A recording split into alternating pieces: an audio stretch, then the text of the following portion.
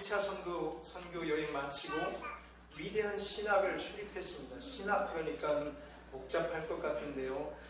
이렇게 하나님 백성들의 가르침과 또 어긋남과 가르침과 다른 것들과 다른 교훈 또 진리가 섞여가면서 역사를 반복해서 이것이 옳은 것이다. 결국 그것들을 뚫고 나서 이것이 진리고 옳은 길이라고 밝혀서 역사 가운데 증명된 것들이 신학입니다. 테올로지, 신학. 이런 신학이 없으면 우리가 무너져요. 제가 어떤 것들을 우리 총신이라는 총신대학교에 신학이 있고 개혁주의 노선에 신학이 있습니다. 또 여러 가지 신학의 노선이 있어요. 민중신학이 있고 자유주의 신학이 있는데 우리는 개혁주의 신학의 노선을 붙잡고 저는 배웠고 또 우리 교회는 그렇게 섰습니다. 바울은 신학을 완성했고 바울 신학은 초대교회의 교리가 됐다고 했습니다. 교리, 덕트린이나 교리란 체계화된 종교의 본질적 가르침을 말합니다. 불교에도 교리가 있겠고 이슬람교에도 교리가 있겠죠. 캐톨릭에도 교리가 있겠죠. 우리 개혁주의 안에 교리가 있다는 거죠. 독트리나. 그러나 신학과 교리는 절대 뭐보다 앞서면 안 된다? 성경 밑으로 가야죠. 교리가 성경을 넘어서도 안 되고 신학이 성경을 넘어서도 안 되고 늘 이 성경 밑으로 들어야 됩니다. 성경을 보조하기 위해서 교리가 성경을 더 잘 이해를 돕기 위해서 보조교사로 존재할 뿐이지 그것들이 우위가 될 수는 없죠. 즉 이 성경 말씀에서 모든 것이 시작되어야 됩니다. 그러나 교리가 없다면 가짜와 이단이 난무할 것이고 구분이 모호해질 것입니다. 그래서 교리가 완성되려면 세 가지 있었는데 기억나세요? 교리가 완성되려면 첫째, 성경 언어의 정통한 기반을 갖춰야 되고 두 번째로는 보편성이 있어요.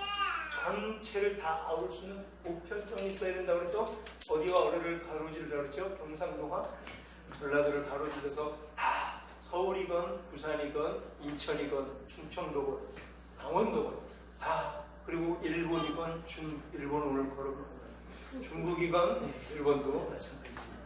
누구나 다 마찬가지로 교리 안에서는 통일이 돼야 된다는 얘기예요. 보편적이어야 돼요. 어느 특수 교파만 옳다고 주장하는 교리가 아니죠. 잘못된 이단이 돼버리는 거예요. 그래서 교리는 모든 사람에게 다 설득할 수 있는 보편성이 있어야 된다. 마지막으로 실제적인 체험이 동반된 것이 교리로 서야지 아무 체험이 없으면 가짜잖아요. 자, 그래서 바울이 최적화된 사람이라고 했어요. 바울은 실제 성경 언어에 정통했고 보편적인 로마 정신과 헬라 정신과 또 바리새파 출신으로 유대 정신을 다 갖고 있었던 사람, 그리고 실제적으로 1차 선교 여행을 통해서 직접 보았기 때문에 체험했기 때문에 바울의 신학은 교리로 설 수 있었다. 하나님께서는 이제 전 세계에 보편적으로 내려올 만한 신학과 교리를 이제 이렇게 일부러 바울이라는 사람을 들어서 세워나간 거예요. 어디에 드러내려고? 역사의 무대에 기독교 교리를 드러내려고 바울을 세운 거예요. 바울의 선교 소식을 들었어요. 15장에 와서요. 예루살렘 총회까지 내려가는데, 자, 먼저 저 위에 안디옥, 바울과 바나바를 파송했던 안디옥 교회에서 바울과 바나바는 선교 보고를 했고 그들이 증언과 간증을 했다고 그랬어요. 그런데 유대인들이 예루살렘으로부터 몇 명이 안디옥까지 올라와가지고 15장 1절에서 이렇게 방해를 하고 있죠. 이방인들이 회개를 하고 믿음으로 말미암아 구원을 받아서는 안 된다라고 합니다.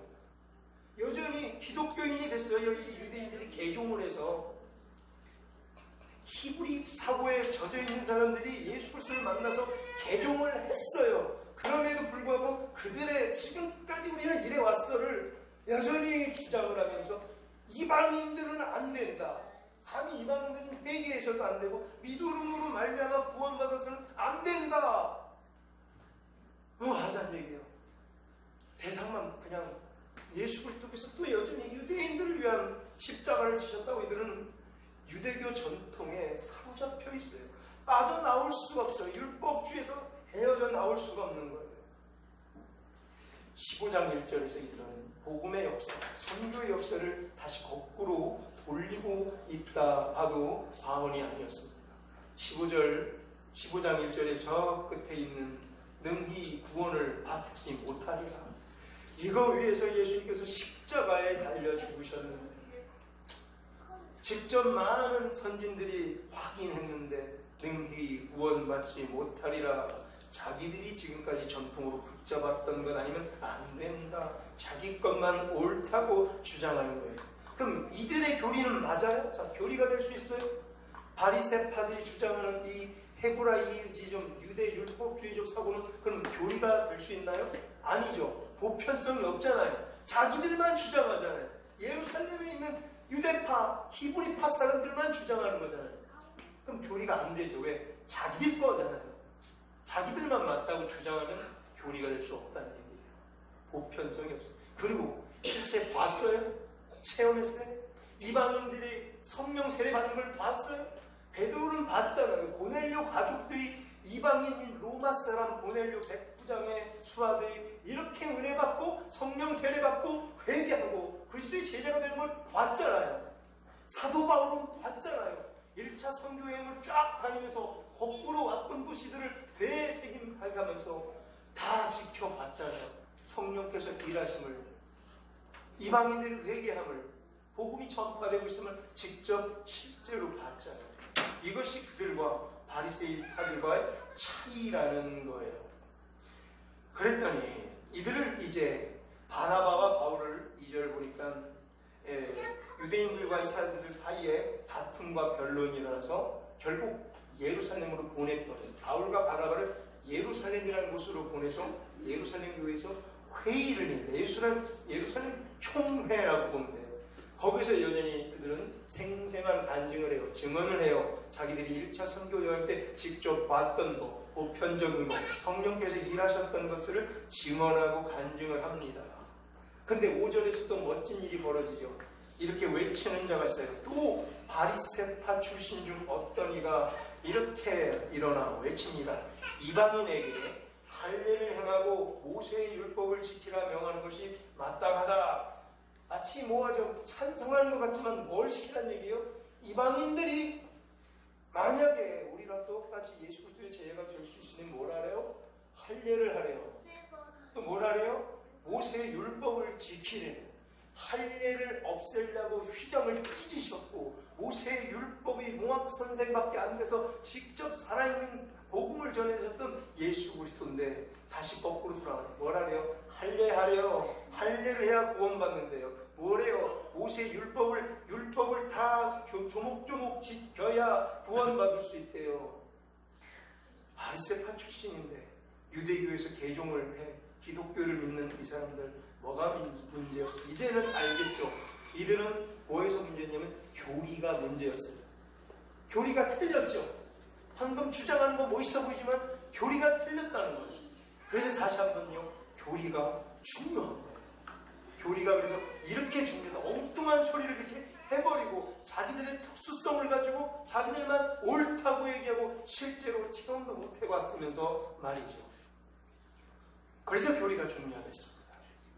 그들은 이 헤브라이즘, 히브리 사고방식에서만 쫙 갇혀서 복음을 자기 식대로 해석을 했던 사람들, 이방인들에게 할례를 행해라, 모세의 율법을 지킨 것이 마땅하다, 좋은 소식 같지만 이들의 발상은 사실 유대교 전통이었던 할례와 율법, 그게 전통이고 거기서 벗어날 수 없는 율법주의에서 못 빠져나왔던 것을 그대로 보여줄 뿐만 아니라 여전히 자기들의 관습과 잘못된 전통을 뭐하고 있는 거냐면 신격화하고 있는 거예요. 이건 정말 신수준이죠. 유대주의의 율법주의는 아무리 물을 씻어내려고 해도 안 빠져나가요. 베드로도 이전에 깜짝 놀랐죠. 베드로마저, 예수님을 따라다닌 베드로마저 유대인이었기에 안 빠져나가요. 이 유대주의가. 베드로가 30여 년 동안 살아왔던 이 유대교주의가 베드로도 안 빠져나오고 그도 깜짝 놀랐고 그를 변화시키려고 고넬료 사건이라는 걸 베드로를 통해서 직접 보게 했던 거예요. 이거 유대주의는 안 빠져나가요. 물이 안 빠져나간다는 거예요. 지독해요. 정말 독하게 오염되어 있어요. 전통이 그래요. 좋은 전통 말고 어그러진 전통, 잘못 잘못된 전통. 이거 우리 보면서요, 혹여나 우리 교회 안은 별로 없지만 우리 교회 안에 있는 고질적 질병, 아무리 씻어도 안 빠져나가는 그 물든 게 있어요. 이상한 고질적 전통, 잘못됐는데 분명히 구부러진 건데 안 펴지는 게 있어요. 그걸 과감히 고쳐내야 돼요. 오늘 그것 때문에 이렇게 다툼과 투쟁이 있는 장면을 보여주고 있는데, 자, 오늘 15장 중간 끝까지 읽었는데 결국에 어떤 일이 벌어지나 좀 보셔야 돼요. 하나님께서 어떤 자의 편을 손을 들고 있는지, 관습과 잘못된 전통의 손을 들어주고 있는지, 진리의 손을 들어주고 있는지 봐야 돼요. 오늘 제목이 뭐예요? 누가 이긴다? 진리가 이긴다. 진리가 이김을 보여줘요. 율법주의에 뼛속까지 박혀있는 이 사람들, 여전히 할례와 모세의 율법을 지켜야 된다고 주장했던 것, 이것은 진리가 분명히 아니죠. 그럼 우리가 지금까지 여기 15장까지 봤던 10제 진리는 뭐였어요? 저 앞에 7절을 통해서 15장 7절 베드로가 변론, 베드로를 통해서 뭐라는 거예요? 증언했죠. 뭐예요? 베드로가 직접 봤어요. 이방인들로 복음의 말씀을 들어 믿게 하셨다고. 8절에서 하나님이 우리와도 같이 그들 이방인에게도 성령을 주어 증언하셨다고. 이방인들도 성령을 받는다고. 9절에서 전혀 그들과 우리를 차별하지 않고 그 근거는 오직 믿음이라고. 이게 진리죠. 거짓 기독교인들은 이렇게 진리를 조금씩 왜곡해요. 자기 방식으로 왜곡해요. 자기가 체험하지 못한 것 같고 왜곡시켜요. 그래서 조상과 유대인들 자신들도 한 번도 능히 매지 못했던 멍에를 이방인들에게, 이방인들 제자, 이방인인데 예수님을 믿어 이제 초신자가 되려고 했던, 교회에 한번 열심히 나오려고 했던 사람들에게 멍에를 딱 씌워놔요. 이게 뭐 하자는 얘기죠? 이방인들로서 이제 예수님을 만나서 성령을 간절히 사모하며 막 교회에 입문한 자들에게 할례의 멍에, 율법을 지켜야 될 율법주의 멍에를 그냥 씌워버려요. 옳지 않은 거잖아요. 그리고 이렇게 신앙생활 하라 그래요. 그대로 가면 큰일 나는 거잖아요. 혹시 잘못된 걸 가지고 교회 새로운 사람들에게 그대로 따르라고 하면 안 되잖아요. 새로운 사람들이 볼 때 이건 이상한데요? 성경 말씀은 이런데 왜 이건 좀 이상한 것 같은데요? 그럼 뭐라 그러실 거예요? 우리가 지금까지 이렇게 했다니까. 그냥 따르든지 우리가 관두든지 세우리 방식을 따르든지 이게 맞는 거예요? 그러네. 우리 성경을 읽어보고 다시 한번 고민해 보십시다. 뭐가 맞는지 한번 비교해 보십시다. 가만히 보니까 새로 왔지만 당신의 생각에 맞는 것 같소. 우리가 했던 방식이 틀린 것 같소. 우리가 고쳐보겠소. 이런 준비 혹시 되셨는지요?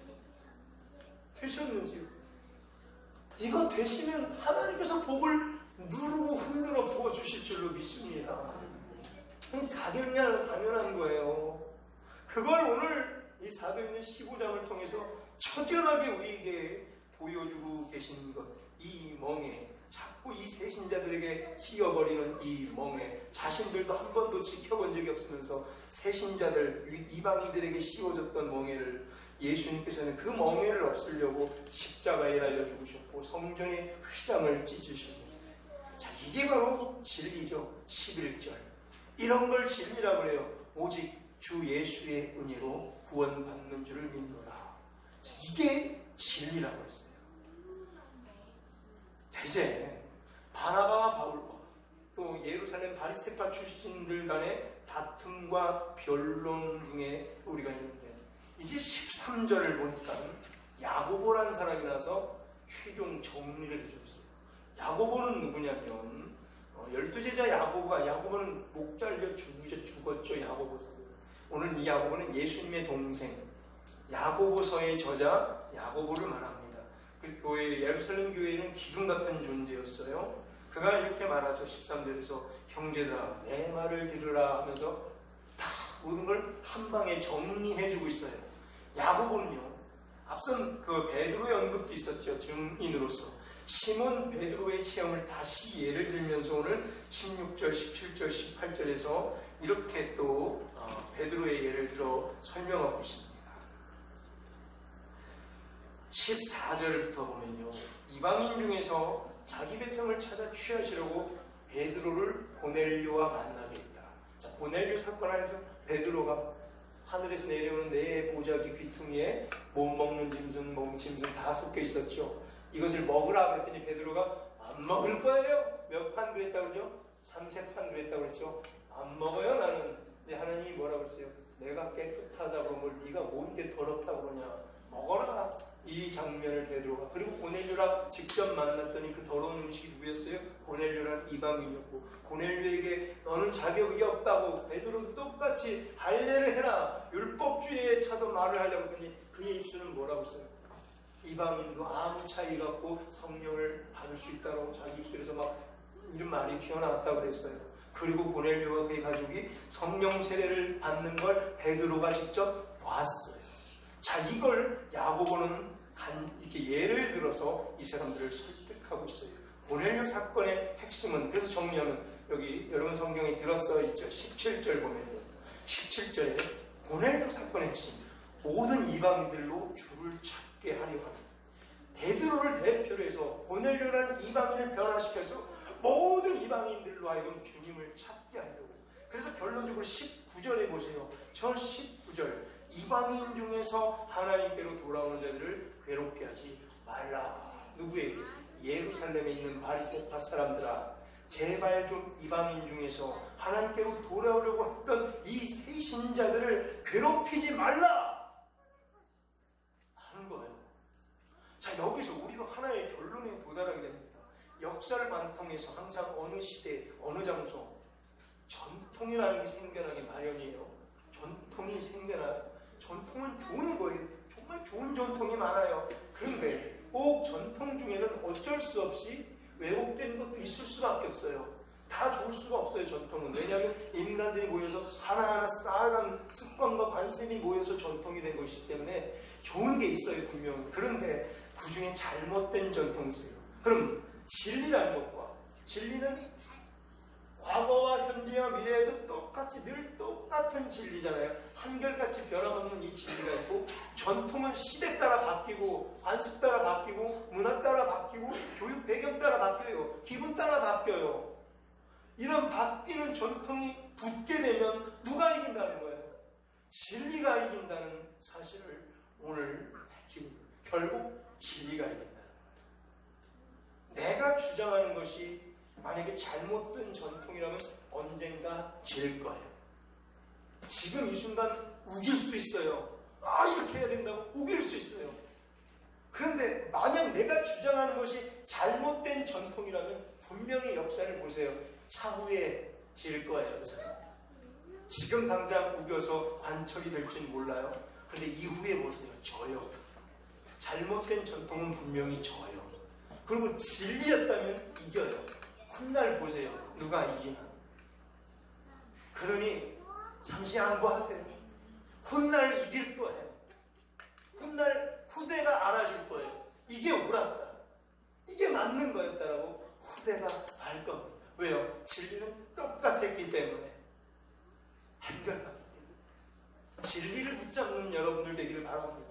잘못된 전통에 괴로움 당하지 마시고 진리를 붙잡고 서는 우리 모두 될 때, 오늘 이것이 진리다, 진리는 이긴다. 오늘 베드로처럼 말이죠. 나는 고넬료를 통해 이런 체험을 했다. 오늘 15절, 16절, 17절, 18절, 19절 베드로의 이 간증을 빌어 야고보가 얘기하고 있어요. 고넬료를 통해 이런 체험을 했다. 베드로가. 그런데 오늘 너희가 뭔데 왜 자꾸만 시끄럽게 그러니? 베드로가 그렇게 할 것 없다. 내가 봤다. 내가 직접 체험했다. 이 베드로의 강한 증거를 가지고 예루살렘 회의가 진행이 됩니다. 야고보가 그걸 정리를 하고 있는 거예요. 그러니 시끄럽게 하지 마라. 교회의 기둥 같았던 야고보가 이렇게 자기의 견해로 정리를 하면서 1차 선교 여행의 보고 문제건, 다툼의 건은 다 해결이 됩니다. 해피 엔딩으로 해결이 됩니다. 그런데 자, 이제 22절을 보니까요. 22절에 예루살렘 사람들이, 사도와 장로들이 두 사람을 택해서 바나바와 함께 바울과 함께 저 위에 지방 안디옥으로 두 사람을 보냅니다. 누구였죠? 22절 끝에 보니까 유다와 실라라는 이 두 사람. 신라는 나중에 또 엄청난 선교사에게 동참도 하게 되죠. 그가 바로 유다와 신라예요. 두 사람을 대표로 안디옥에 보내는 거예요. 왜요? 미안해서 대표로 가서 사과하는 거. 그리고 올바른 진리를 가서 전하고 가르치라고 두 명을 대표로 해서 만장일치로 뽑아서 두 사람을 바나바 편에 그리고 바울 편에 보냅니다. 그냥 보내는 거 아니라 23절 보니까 편지까지 써서 보내죠. 편지를 써서 보내고 있어요. 어떤 편지 내용이었어요? 예루살렘 총회의 결정상, 결의상. 우리는 이렇게 결의한다. 이방인들을 괴롭히지 말라. 할례받으라고. 또 율법을 지키라고 이방인들을 괴롭히지 말라. 그리고 뭐겠어요? 오직 예수 그리스도를 믿음으로 말미암아 구원받는다. 이런 편지였겠죠. 이런 결정사항을 이방 교회들에게 이제 알리라고. 예루살렘 교회도 그걸 동의했으니, 즉 진리가 이겼으니, 자기들이 전통이 이긴 것이 아니라 결국 진리가 이겨버리는 이 15장 끝 무렵을 우리는 보면서 결국 통쾌함을, 다툼과 그 나눔과 갈등과 변론 가운데 결국 진리가 이긴 것을 봅니다. 그 두 사람 직접 가서 이방인들에게 이 사건을 말로도 전하고 편지를 전해드리고 있습니다. 직접 그 편지를 받아본 사람들은 또 감동을 받고 위로를 받고 격려를 받게 됩니다. 30절 보니까 편지를 통해 소식 전했죠. 31절 안디옥 교회를 포함한 이방 교회 사람들 편지를 읽고 위로의 말을 기뻐 받습니다.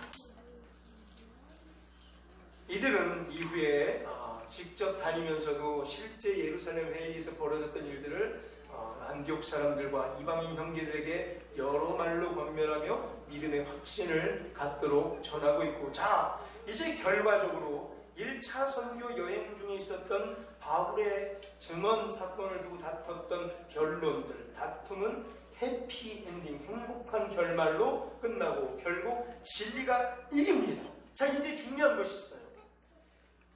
바울의 증언은 이후에 예루살렘 총회 결과까지 힘을 얻게 되죠. 참. 오히려 잘된 일이었죠. 그 두 사람들이 15장 1절과 15장 5절에서 헛소리하는 바람에 바리새파 사람들이 이방인들에게 멍해를 지으려고 했죠. 할례시키고 율법을 지켜라. 그들 회개해서 구원받지 못한다. 이것을 그들이 믿음으로만 구원받지 못한다. 꼭 모세의 법대로 할례를 받아야 구원받는다라고 말했던 이 사람들 때문에 예루살렘까지 가서 일이 커졌고 예루살렘 총회가 일어났고 결국 총회는 진리의 편에 손을 들어주는 결과가 됐어요. 처음에는 문제가 커져서 왜 저럴까 저 사람들 큰 문제에 봉착했는데 결국 예루살렘 총회의 결의와 판결을 통해서 바나바는 복음의 진리는 날개를 달게 돼요. 이게 오늘 사건의 핵심이에요. 이제 그럼 예루살렘 총회가 진리편의 결과를 확 힘을 실어줘서 그들의 교리는 어때요? 더욱더 견고한 교리가 돼서 바울의 편지는 이제 그 자체가 뭐가 되는 거예요? 교리가 되어버린 거예요. 이 예루살렘 총회 15장에서 엄청난 거예요. 이후에 바울의 편지를 완벽한 교리들로 다 만들어주는 역할을 담당하고 있더라. 그래서 이 중요한 예루살렘 교회 총회의 결과를 통해 이제 또한 뭐가 결정되냐면 앞으로 선교 정책과 선교 사업의 방향이 잡히게 돼요. 선교 사업의 방향이 잡혔어요. 이후로. 그럼 15장 이후에 어떤 일이 벌어져요? 16장에 사도 바울이 몇 차 전도여행을 떠나요? 2차 전도여행을 떠나는 거예요. 2차를 이제 16장에 본격적으로 1차 마쳤잖아요. 지금까지. 이제 2차 선교여행을 바울은 본격적으로 떠나요. 날개를 달아요. 복음 전파의 세계 선교 여행이 날개를 달고 이제 16장부터 사실은 15장 36절부터죠. 2차 전도 여행, 세계 선교 여행이 시작돼요. 즉 뭐예요? 온통 예루살렘 총회 이후에 온통 관심사는 어디로 집중 폭격돼요? 이방 선교와 세계 선교예요. 놀라운 거예요. 초대교회의 온통 집중이 어디로? 관심사가 세계 선교로 되어 있다. 이거 대단한 일이에요. 그래서 이 장면을 보고 교회들은 심장이 벌떡벌떡 뛰어야 돼요. 이거구나. 세계 선교에 올인해야 되구나. 세계 선교에 모든 관심을 다 맞춰서 포커스를 집중해야 되는구나. 선교 정책, 선교 사회 방향이 이렇게 자리 잡히고 본격적 이방 선교로 관심을 모으게 되고 이방 선교의 가치와 필요성이 인지가 되었고 당연히 선교 정책은 이방 선교, 세계 선교로 모아졌다. 이렇게 하나님께서 여기 결정을 하시려고 저 앞부터 그런 일을 펼치신 거예요. 재미있는 게 펼쳐져요. 이후에 사도행전 16장의 2차 전도여행, 선교여행 어떻게 이제 날개를 다니까 어떻게 날개를 다니까 더 멀리 가죠. 그리고 더 어두운 곳을 향해까지 갈 수 있어요. 그게 2차 선교여행의 특징이에요. 앞선보다 더 멀리 갈 수 있도록 날개를 달아줬어요. 16장 9절에 보니까 그래서 이런 것까지 맞물리죠. 밤에 환상이 바울에게 보이죠. 사도행전 16장 9절에 보니까 마게도니아 환상을 보여서 마게도니아는 옛날에 한 번도 가본 적이 없는 곳, 저기에 사람이 안 사는 곳, 미지의 땅 끝으로 여겨졌던 마케도니아의 어떤 사람이 마게도니아로 건너와서 우리를 도우라. 이런 충격적인 일이 이제 벌어진 거예요. 왜? 선교의 날개를 달고 더 멀리 가보자 총회에서 결정을 내렸기 때문에 이제 바로 마케도니아 지역까지 넘어갈 수 있게 된 거예요. 마케도니아로 넘어갔더니 무슨 일이 벌어져요? 빌립보에 도착하고 데살로니가에 도착하고 고린도에 가고 에베소에 가요. 이게 마케도니아예요. 알렉산더의 지역, 그리스 땅이에요. 그리스. 터키를 넘어갔어요. 이제 터키, 소아시아, 갈라디아에서 갇혀있던 복음 행전이 대륙을 넘어서 그리스로 넘어갔어요. 갔더니 빌립보가 펼쳐지고 빌립보서 새벽에 보고 좀 더 갔더니 데살로니가를 만나고 더 내려갔더니 고린도가 있고 저 밑에 에베소가 있어요. 방금 이 얘기들 귀에 익숙하죠? 익숙해요? 안 익숙해요? 빌립보서, 데살로니가 전 부서, 고린도 전 부서, 에베소 서 이게 다 뭐예요? 바울의 편지의 향연이죠. 여기에 엄청난 교리들이 마구마구 쏟아지죠. 이 마게도냐 사건입니다. 이게 가능했던 이유가 오늘 뭐예요? 예루살렘 총회에서 진리의 편을 손들어줬고 날개를 달아서 훨훨 날아 드디어 마케도니아까지 넘어갈 수 있었다는 게 오늘 이 핵심이요. 도저히 불가능했던 땅 마케도니아, 절대 넘어설 수 없는 지역 마케도니아, 땅끝 마을 마케도니아, 한 번도 가본 적이 없는 알렉산더의 땅 마케도니아, 구원받을 이방인들만 가득가득한 선교 현장 마케도니아. 갈라디아랑 틀렸어요. 갈라디아는 디아스포라 유대인들이 있었어요. 근데 그 마케도니아는 많지 않았어요. 갈라디아는 어때요? 갈 때마다 뭐가 있었어요? 유대인의 회당이 있었죠. 유다인의 회당이 있었죠. 갈 때마다. 마케도니아는 전혀 상황이 틀려요. 그게 마케도니아. 이제 구원받아야 할 이방인들이 가득한 선교 현장 마케도니아. 본격적으로 이방 선교에 나선 하나님의 정책. 그래서 일부러 15장 예루살렘 총회는 피할 수 없는 것입니다. 비록 우리도 마찬가지예요. 우리 안에 있어도 피할 수 없는 일들이 있을 수 있어요. 바울이 처음에 피하고 싶었겠죠. 저 바리새파 저 사실 왜 저래? 저 사실도 아닌 것 같고 왜 저렇게 우기고 주장하고 저렇게 힘들게 할까 나를. 근데 피할 수 없어. 그걸 통해서 오히려 결정이 내리고 그 결정상 날개를 달게 됩니다. 우리도 그렇게 하십시오.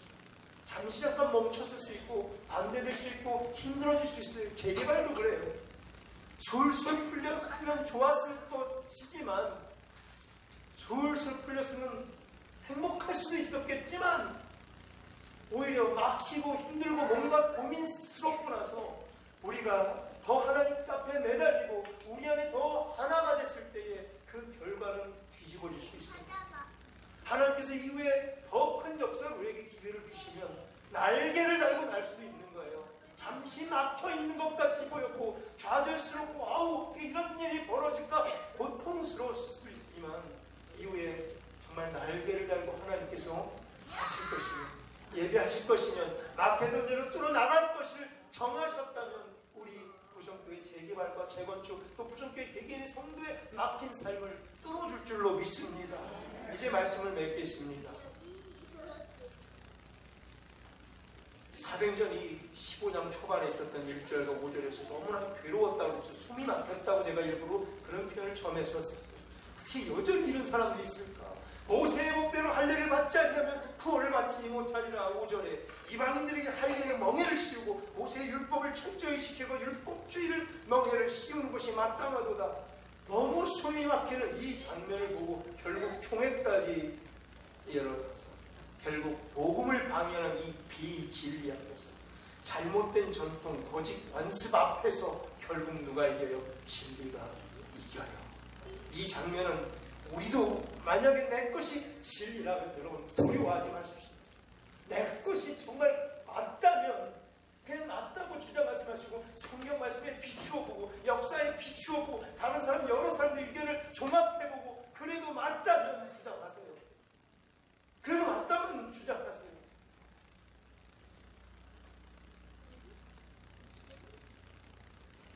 이 장면은 무슨 너무나 아름다운 15장 잊지 마십시오. 앞으로 현실은요, 충만한 복음 대신에 뭐가 행행한다는 율법주의 시작이 된 초대교회 선교의 역사와 교회 출발의 역사입니다. 복음 대신에 분명히 모든 역사 시대 복음의 교리가 가는 곳곳마다, 교회가 전파되는 곳곳마다 한 번도 끊임없이 뭐가 있어요? 율법주의가 있어요. 바로 율법은 행위주의죠. 율법을 행해야 구원받고 할례를 행해야 구원받는다는 이 행위주의는 한 번도 끊이지 않고 기독교의 역사를 반복하면서 기독교 진리와 한 번도 안 부닥쳐 본 적이 없어요. 지금도 21세기도 똑같아요. 여전히 행위주의자들, 율법주의자들이 이 복음과 복음주의와 개혁주의가 여전히 부닥치고 있는 게 오늘날의 현실. 지금도 수많은 많은 사람들이 할례, 즉 세례를 받아야 구원받는다고 주장하는 사람들이, 장로들도 그런 사람이 있다고 그랬죠. 율법을 행위로 지켜내야만 구원받는다고 주장하는 사람들도 많아요. 이거 뭘 반증해요? 한 번도 끊김없이 오늘 예루살렘 총회 15장의 장면은 역사를 되풀이해서 교회의 현장에 그대로 반복된다는 것을 암시하고 있어요. 그런 일이 준비하라는 거예요. 이런 일이 벌어질 때 아이고 두렵구나 하지 마시고 뭐라? 진리는 반드시 이긴다. 진리라면 이깁니다. 이것을 오늘 보증해주고 있고 확증해주고 있고, 오늘 15장의 이 예루살렘 총회의 해피엔딩의 결정은 이 진리, 오직 주 예수 그리스도의 은혜로 말미암아 구원받는 줄 믿노라. 이 복음의 진리가 세계로 퍼져나갈 것을 보증해주고 있는 이 장면을 부여합니다. 우리 부속교회도 만약에 진정한 진리를 부여잡는다면 하나님께서 우리 교회를 사용하셔서 오늘 17절 19절처럼 모든 이방인들로 주를 찾게 하려 함이라. 따라서 이방인 중에 하나님께로 돌아온 자들을 괴롭히지 말라. 이것이 기독교의 본질이라. 기독교의 본질, 이방 선교, 이방인들로 하여금 하나님께로 돌아오는 것을 더 열심히 돕는 우리 부성교회의 앞으로의 선교 전략, 선교 방향 되기를 주의 이름으로 축원합니다. 복음의 진리만을 붙잡고 세계 선교에 더욱더 관심과 열정을 모아가는 우리 모두 되기를 주의 이름으로 축원합니다.